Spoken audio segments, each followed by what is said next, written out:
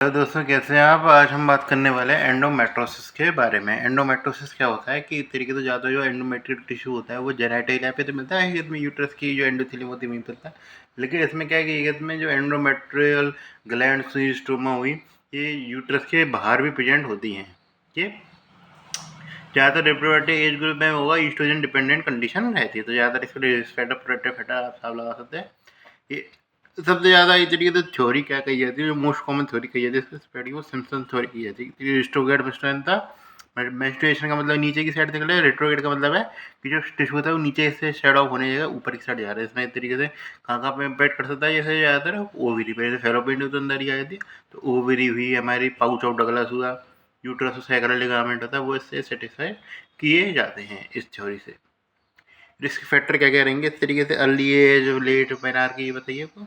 Early as menarche, उसके अलावा late menopause, उसके अलावा शॉर्ट मेंस्ट्रुअल साइकिल हुए हमारा, यही में मेंस्ट्रुअल का फ्लो होता है, उसका ऑब्स्ट्रक्शन भी एक तरीके से रिस्क फैक्टर रहता है इसके लिए।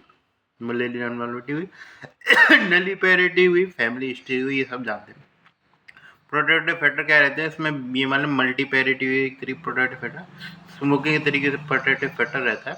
और ये चीज़ जानना का, ये यंग फीमेल्स में ज़्यादा देखने को मिलता है as compare to older females, ये इसलिए इसमें एज रिस्क फैक्टर नहीं है। हाँ, एज जो होता है लेट मीनो अर्ली मीनो वो वाला सिस्टम चलता है, लेकिन वैसे तरीके रिस्क फैक्टर नहीं है। और थ्योरी की बात करके चलूँ तो इस तरीके से होते हैं हमारे coelomic metaplasia theory. Coelomic metaplasia theory में खाली को ये याद रखना है कि ये आपको बताता है कि मीजोथेलियम सेल होती है, उनमें मेटाप्लेजिया होगा, जिसके कारण ये आता है ना एंडोमेट्रोसिस आपको लंग्स पे और प्लूरा में देखने को मिलता है, वो इस चीज़ को सेटिस्फाई करता है। एक होती है हमारे लिम्फेटिक थ्योरी। लिम्फेटिक थ्योरी क्या होती है इस तरीके से, जिसमें एक तरीके से लिम्फेटिक के हीमोजीनस से स्प्रेड को दर्शाता है, जिसमें अलग अलग जगह पर स्प्रेड हो सकता है, उस चीज़ को दर्शाता है। और एक डायरेक्ट इम्प्लांटेशन थ्योरी होती है जो कि बताती है हमारे स्कार साइट एंडोमेट्रियोसिस को सेटिस्फाई करती है। बेसिक पैथोलॉजी की बात करके चलूँ तो उसमें क्या होता है, जो एक्टोपिक एंडोमेट्रियल टिश्यू हुआ हकीकत में, तो वो एक तरीके से अभी प्रोजेस्टेरॉन का सपोर्ट रहेगा तब तक तो बना रहेगा वो, ठीक जैसे साइकिल एंड होगा प्रोजेस्टेरॉन का सपोर्ट चला जाएगा तो वो इतनी शेड ऑफ हो जाएगा। और उसके अंदर कोई ऐसे तो सीधे रास्ता तो है नहीं है हकीकत में, बाहर की साइड का जाके बिल्कुल एकदम बाहर एकदम यूट्रस से होते हुए, मतलब सर्विक्स होते हुए वेजाइना से निकल जाएगा। तो उसका क्या है कि वो वहीं इकट्ठा हो जाता है, इस तरीके से खून होता है वहीं इकट्ठा हो जाता है, जिसके कारण क्या है वो पेल्विक पेन कॉज करता है। ऊपर से क्या है कि पेल्विक पेन कॉज करता है, और इस चीज़ को क्या है कि हमारे मैक्रोफाज जो होते हैं सीधे में इंजेस्ट करेंगे आरबीसी को, जिसके कारण क्या होगा हमें हेमिस्फेरिन लेडन मैक्रोफाज हैं वो फाइंडिंग में देखने को मिल सकते हैं। ये जिसमें इस तरीके से ट्रीटमेंट के नाम पे आप ऐसे अंदाजा लगा सकते हैं क्या फ़ायदेमंद रहता है। सबसे ज़्यादा प्रोजेस्टेरॉन होता है, सबसे ज़्यादा फ़ायदेमंद रहता है। ये इसमें क्या क्या चीज़ें होती है, इसमें क्या क्या देखना होता है। एंटी एब्डोमिनल वॉल पे आया तो कैसे पकड़ेगा, इस तरीके से पाउडरी तरीके से डिपॉजिट हो गया, एकदम ब्लैक नोडल्स देखने को मिल रहे हैं। यदि उसके बाद यदि पाउच ऑफ डगलस पे आया तो इस तरीके से गैप पाउच ऑफ डगलस और यूट्रोसाइक्लर लिगामेंट पे आया तो कैसे red flamed substance like lesion देखने को मिलेगा। उसके अलावा क्या देखने को मिलता है, चॉकोलेट सिस्ट देखने को मिलती है। चॉकोलेट सिस्ट होती है, उसमें क्या चीज़ देखने को मिलती है, आसपास आपको फाइब्रोसिस भी देखने को मिलता है हकीकत में। इसमें एक तरीके से क्या होता है, बहुत ज़्यादा इधर ब्लड होता है हकीकत में, जैसे एक तरीके से इसमें बहुत ज़्यादा फील्ड हीमोसिडिन और ब्लड एक तरीके से देखना होता है। रप्चर जब भी होता है तो बहुत ज़्यादा एक तरीके से पेन सीवियर कर सकता है ये। उसके अलावा एंडोमेट्रोइड सिस्ट बन सकता है सीवियर कंडीशन हो तो ये। तो थ्योरी वगैरह तो आप जान चुके होंगे इसके बारे में।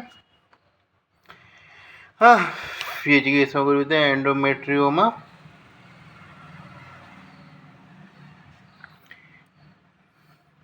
यदि ये ध्यान रखना, यदि 5 सेंटीमीटर से ज़्यादा हो जाए इसकी वैल्यू तो हमें इस तरीके से ट्रीटमेंट करना ही पड़ता है इसका, ये तरीके से ज़्यादा मैक्सिमम पेन करता है ये। रिस्क फैक्टर और प्रोटेक्टिव फैक्टर मैं बता चुका हूँ हकीकत में। इसमें याद रखना लो BMI हुआ आपका, ये यंग फीमेल है थिन जो हकीकत में, तो बाकी की ज़्यादातर ओबेसिटी उससे जोड़ा जाता था ना, लेकिन ये इसमें तरीके से रिस्क फैक्टर में आता है। कीजिए। इसमें क्लिनिकल प्रेजेंटेशन किस प्रकार मिलेगी, तो क्लिनिकल प्रेजेंटेशन मिलती है हमको इनफर्टिलिटी, क्योंकि इस तरीके से आपको एडेशंस देखने को मिलते हैं काफ़ी सारे। और उसके अलावा क्या देखने को मिलती है आपको, पेन। पेन के क्या कारण हो सकते हैं, पेन का सेपरेट अपने आप में कारण हो सकता है हमारा एडेशन बनना। उसके अलावा पेरिटोनियल इन्फ्लामेशन बता दिया मैंने, काफ़ी ज़्यादा इस तरीके से इकट्ठा हुआ है, ब्लड इन्फ्लामेशन हो रहा है, प्रोस्टाग्लैंडिन रिलीज होता है। उसके अलावा एनाटॉमी डिस्टॉर्टेड हो गई। उसके अलावा इस तरीके से ब्लीडिंग हो रही है, इम्प्लांट से ब्लीडिंग हो रही है ये। उसके अलावा इनफर्टिलिटी का क्या कारण हो सकता है? डिस्टॉर्टेड हो गई ट्यूबो ओवेरियन एनाटॉमी, ओवेरियन की मोबिलिटी भी कम हो गई, ट्यूबो ओवेरियन मोबिलिटी कम हो गई। उसके अलावा टॉक्सिक इफेक्ट आ गया स्पर्म पे। और उसके अलावा क्या कहते हैं, कोई भी चीज़ होती फर्टिलाइजेशन से इंटरफेयर कर रही है, एडिशन वगैरह बन रही है, इंटरफेयर करने लगी हकीकत में ये। और उसके अलावा फॉलिकुलर डबल डेवलपमेंट हो सकता है हकीकत में देखने को मिले। तो वो इस तरीके से इनफर्टिलिटी से आपको एसोसिएट देखने को मिलते हैं ये चीज़ें। इन्वेस्टिगेशन के नाम पे क्या क्या करेंगे, इसमें से मैं बताता ज़्यादातर इतनी प्रेजेंट है कंजस्टेड डिस्मेनोरी पेन देखने को मिल रहा है। उसके अलावा क्रोनिक पेल्विक पेन और डिस्पेरूनिया, ये चीज़ देखने को मिल रही है।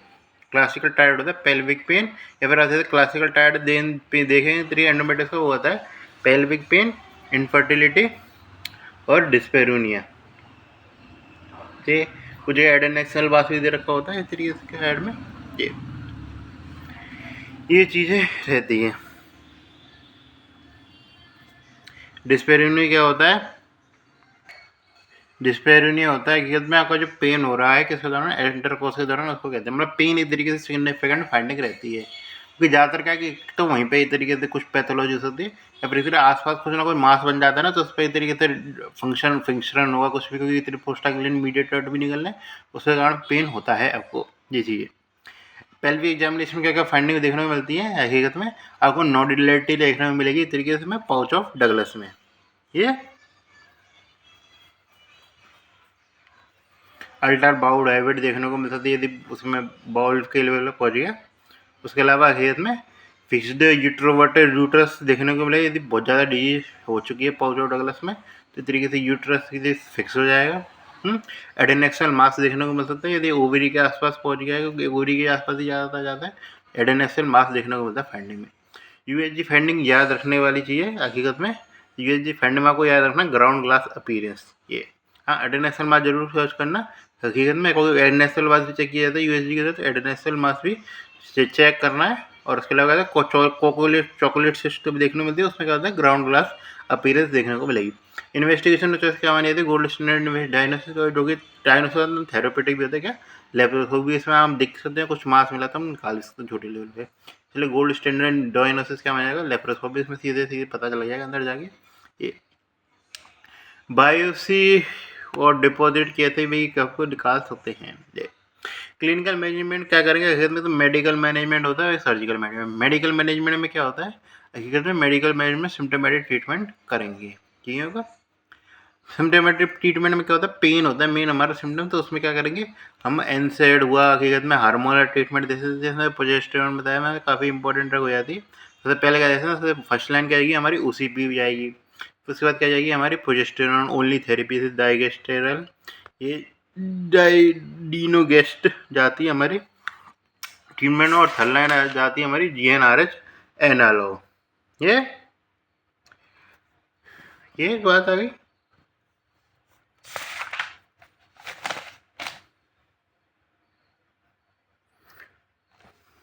तो फोर्थ लाइन क्या जाएगी फिर देखिए ना, तो फोर्थ लाइन में हम सर्जरी करते हैं।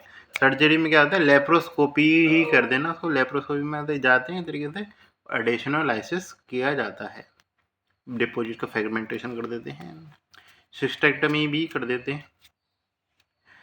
और नॉन कंजर्वेटिव होते हैं, तो कंजर्वेटिव नॉन कंजर्वेटिव में पेन रिलीफ कराना इस तरीके से, गैंग्लियन को सप्रेशन कर दो, पैरासाइक्लिक न्यूक्लियोटेक्टमी इस तरीके से, ये तरीके से ऑप्शन रहता है। और कौन सी ड्रग यूज़ कर देते हैं, एरोमेटिक इनहिबिटर यूज़ किया जा सकता है,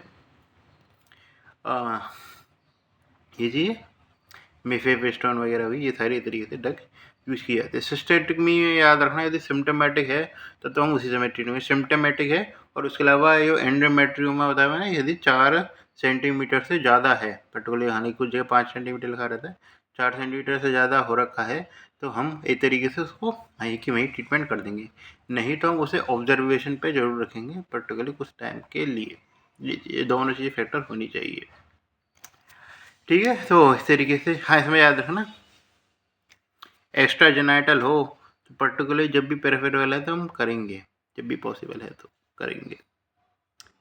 ठीक है।